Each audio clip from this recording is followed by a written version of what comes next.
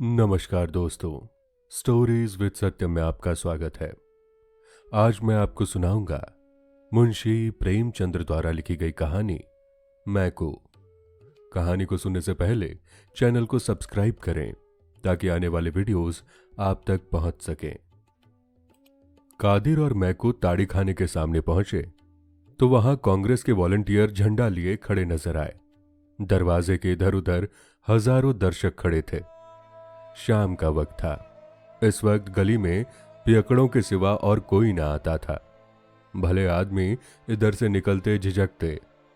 पियकड़ों की छोटी छोटी टोलियां आती जाती रहती थी। दो चार वैश्याएं दुकान के सामने खड़ी नजर आती थी। आज ये भीड़ भाड़ देखकर मैकू ने कहा, बड़ी भीड़ है बे, कोई 200-300 आदमी होंगे। कादिर ने मुस्कुराकर कहा, भीड़ देखकर डर गए क्या? ये सब हुर हो जाएंगे, एक भी ना टिकेगा। ये लोग तमाशा देखने आए हैं, लाठियां खाने नहीं आए हैं। मैकू ने संदेह के स्वर में कहा, पुलिस के सिपाही भी बैठे हैं। ठेकेदार ने तो कहा था पुलिस ना बोलेगी। कादिर ने कहा, हाँ बे, पुलिस ना बोलेगी। तेरी नानी क्यों मरी जा रही है? पुलिस वहां बोलती है जहां 4 पैसे मिलते हैं या जहां कोई औरत का मामला होता है। ऐसी बेफजूल बातों में पुलिस नहीं पड़ती। पुलिस तो और शह देती है। ठेकेदार से साल में सैकड़ों रुपए मिलते हैं। पुलिस इस वक्त उसकी मदद ना करेगी तो कब करेगी? मैकू ने कहा, चलो आज 10 हमारे भी सीधे हुए, मुफ्त में पिएंगे वो अलग। मगर सुनते हैं कांग्रेस वालों में बड़े बड़े मालदार लोग शरीक हैं। वो कहीं हम लोगों से कसर निकाले तो बुरा होगा। कादिर ने कहा, अबे कोई कसर वसर नहीं निकालेगा। तेरी जान क्यों निकली जा रही है? कांग्रेस वाले किसी पर हाथ नहीं उठाते, चाहे कोई उन्हें मार ही डाले। नहीं तो उस दिन जुलूस में 10-12 चौकीदारों की मजाल थी कि 10,000 आदमियों को पीट कर रख देते। 4 तो वहीं ठंडे हो गए थे, मगर एक ने हाथ नहीं उठाया। इनके जो महात्मा हैं वो बड़े भारी फकीर हैं।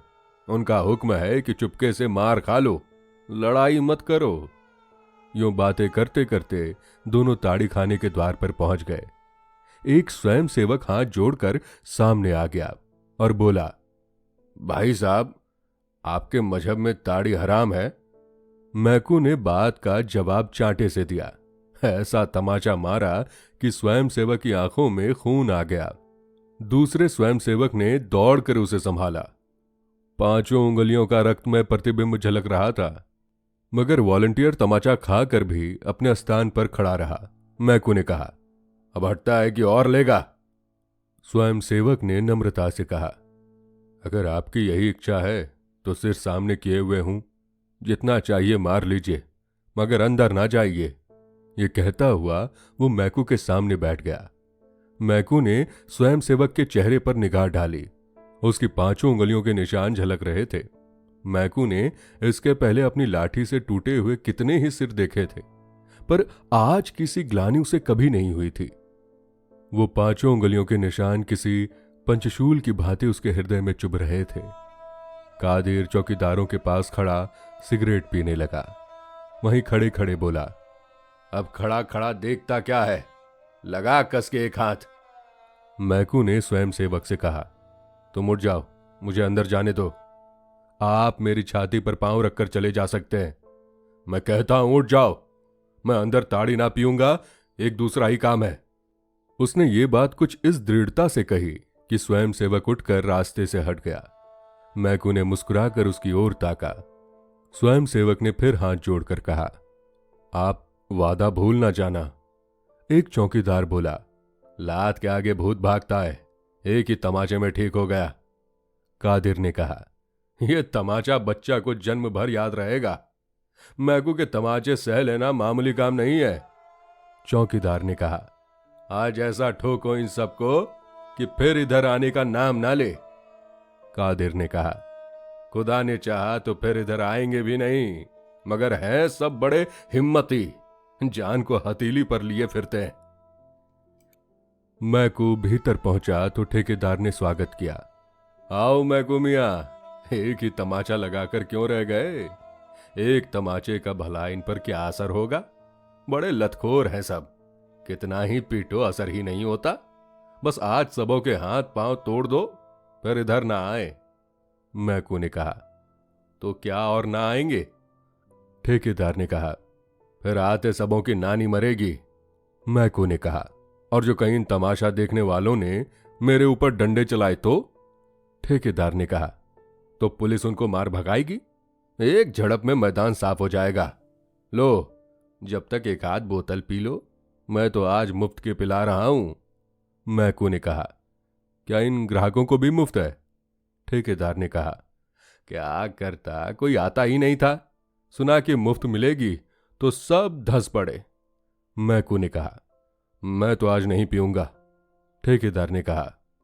क्यों? तुम्हारे लिए तो आज ताजी ताड़ी मंगवाई है। मैकू ने कहा। यूं ही आज पीने की इच्छा नहीं है। लाओ कोई लकड़ी निकालो, हाथ से मारते नहीं बनता। ठेकेदार ने लपक कर एक मोटा सोंटा मैकू के हाथ में दे दिया और डंडेबाजी का तमाशा देखने के लिए द्वार पर खड़ा हो गया।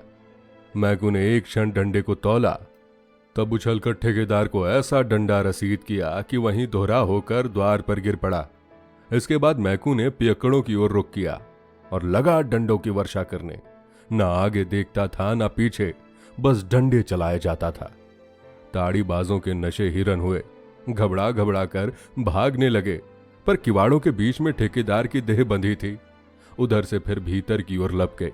मैकू ने फिर डंडों से आवाहन किया। आखिर सब ठेकेदार की देह को रौंद रौंद कर भागे। किसी का हाथ टूटा, किसी का सिर फूटा, किसी की कमर टूटी। ऐसी भगदड़ मची कि 1 मिनट के अंदर ताड़ी खाने में एक चिड़िए का भी पूत ना रह गया था। एकाएक मटकों के टूटने की आवाज आई। स्वयं सेवक ने भीतर झांक कर देखा तो मैकू मटकों को विध्वंस करने में जुटा हुआ था। बोला, भाई साहब, अजी भाई साहब, ये आप क्या गजब कर रहे हैं? इससे तो कहीं अच्छा होता आपने हमारे ही ऊपर अपना गुस्सा उतारा होता। मैकू ने 2-3 हाथ चलाकर बाकी बची हुई बोतलों और मटकों का सफाया कर दिया और तब चलते चलते ठेकेदार की ओर एक लात जमाकर बाहर निकल आया। कादिर ने उसको रोक कर पूछा, तू पागल तो नहीं हो गया है? क्या करने आया था और क्या कर रहा है?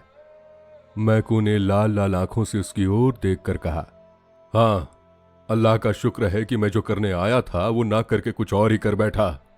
तुम में कुव्वत हो तो वॉलंटियरों को मारो, मुझ में कुव्वत नहीं है। मैंने जो थप्पड़ लगाया उसका रंज अभी तक है और हमेशा रहेगा। तमाचे के निशान मेरे कलेजे पर बन गए हैं। जो लोग दूसरों को गुनाह से बचाने के लिए अपनी जान देने को खड़े हैं, उन पर वही हाथ उठाएगा जो पाजी हैं, कमीना है, नामर्द हैं। मैकू फिसादी है, लठैत गुंडा है, पर कमीना और नामर्द नहीं है। कह दो पुलिस वालों से, चाहे तो मुझे गिरफ्तार कर ले। कई ताड़ीबाज खड़े सिर सहलाते हुए उसकी ओर सहमी हुई आंखों से ताक रहे थे। कुछ बोलने की हिम्मत ना पड़ती थी।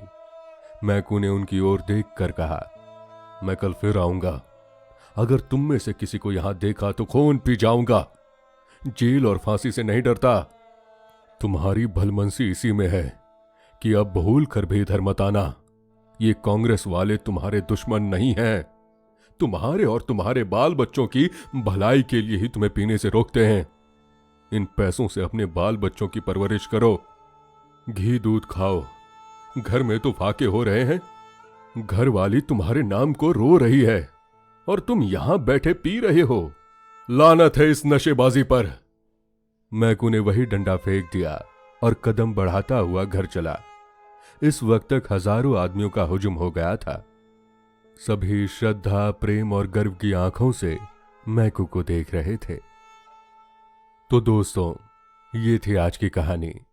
यदि कहानी और कहानी सुनाने का तरीका आपको पसंद आया हो तो चैनल को सब्सक्राइब कर हमें सपोर्ट करें। आपका कीमती समय देने के लिए धन्यवाद। फिर मिलेंगे एक नई और दिलचस्प कहानी के साथ, सिर्फ स्टोरीज विद सत्यम पर।